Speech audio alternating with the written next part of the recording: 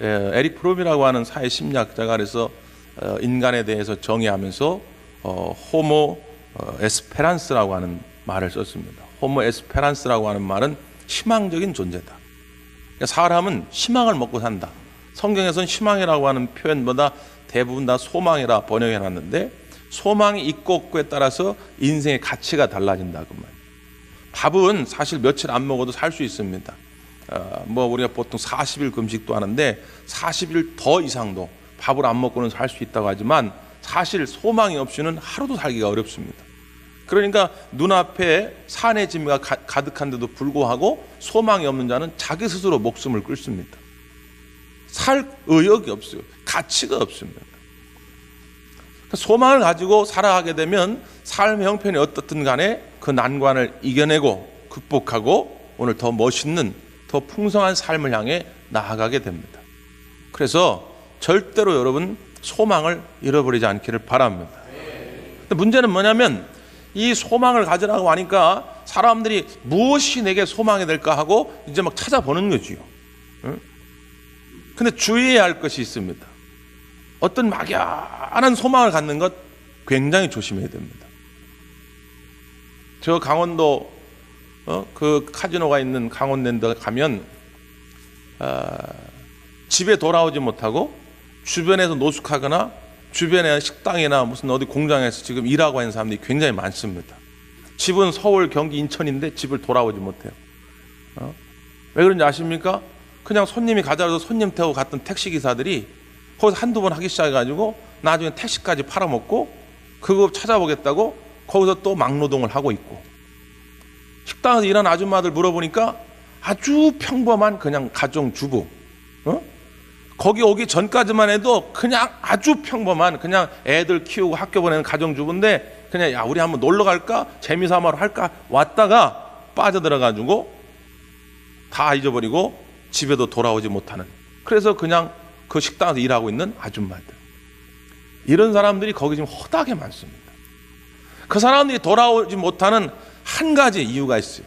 공통적인 목표가 있습니다. 그게 뭘까요? 한 방을 노려보자는 거죠. 거기서 틈틈이 일당을 얼마씩 벌으면 그하고 또 합니다.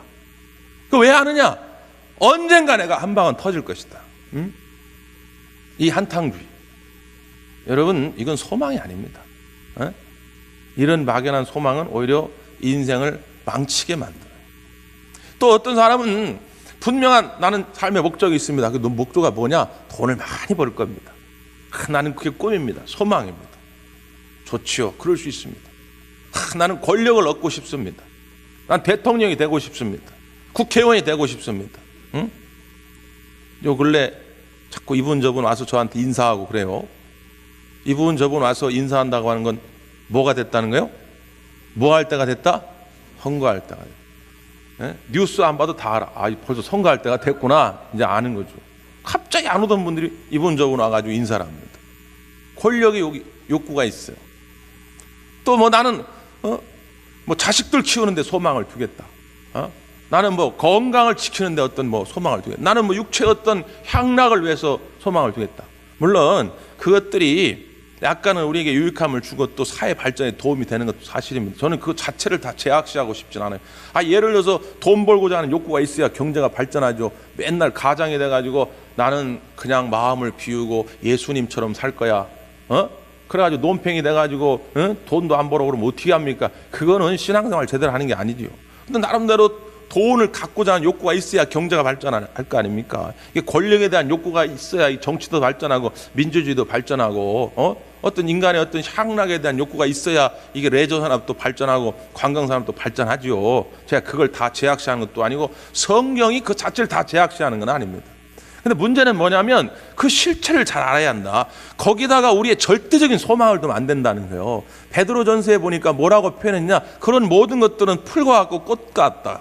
그래서 풀은 없어지고 마르고 꽃은 시드니라 이렇게 말합니다. 야고보서는 뭐라고 말하냐? 인생은 마치 안개와 같다. 있다가 없어지는 것이다. 그거 자체가 모두가 다 재라는 게 아니라 그거는 다 말라버릴 것이고 언젠가는 시들어버릴 것이고 언젠가는 없어질 것이니 거기에 절대적 소망을 두지 말라는 겁니다. 거기에 절대적 소망을 둔 사람들이 꼭 낙심해요. 돈이 전부인 줄 알았다가 안 벌리니까 짜증나고 승질나고, 권력이 전부인 줄 알았는데 그게 안 얻어지니까 그것 때문에 낙심하고 상처받고 그런 겁니다. 우리는 흔들림이 없이 늘 그 자리에서 내게 꿈을 주고 내게 참다운 소망을 줄 만한 그 어떤 대상을 찾아야 한다는 거죠. 그래서 오늘 시편 기자가 인생의 많은 경험들 속에서 그 대상을 찾은 겁니다. 그래서 믿음의 후배들에게 오늘 이렇게 권면합니다. 자, 성경을 한번 보십시오. 5절의 말씀입니다. 시작.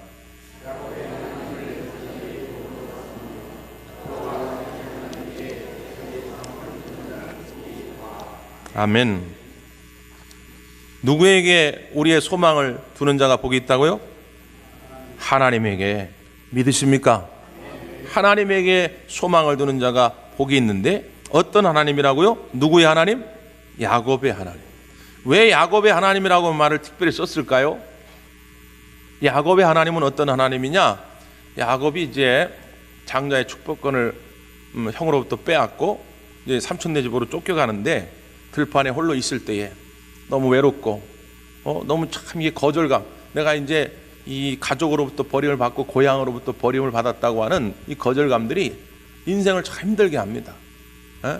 가끔 우리도 홀로 있다고 하는 그 고독감이 우리를 미치게 만들거든요. 근데 알고 봤더니 거기가 혼자 있는 것이 아니었더라는 거예요. 하나님이 함께 하셨다. 그래서 하나님을 만나고 경험한 다음에 그 자리를 베델, 하나님의 집이라 이름을 지은 거지요.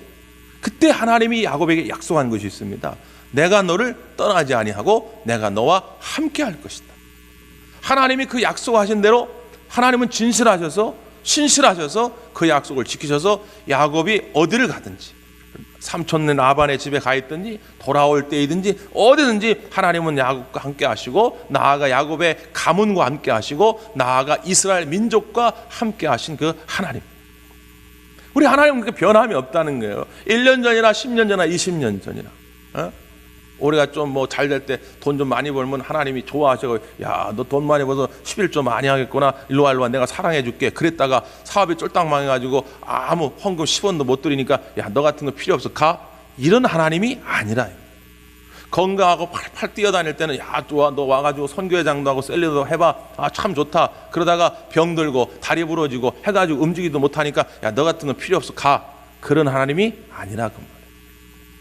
사람들은 그래서 우리가 잘 될 때는 막 벌 때가 꼬이듯이 꼬이다가 안 되면 다 도망가 버릴지라도, 우리 하나님은 언제나 신실하셔서 내가 너를 버리지 아니하리라, 내가 너를 떠나지 아니하리라, 내가 너와 함께 할 것이다.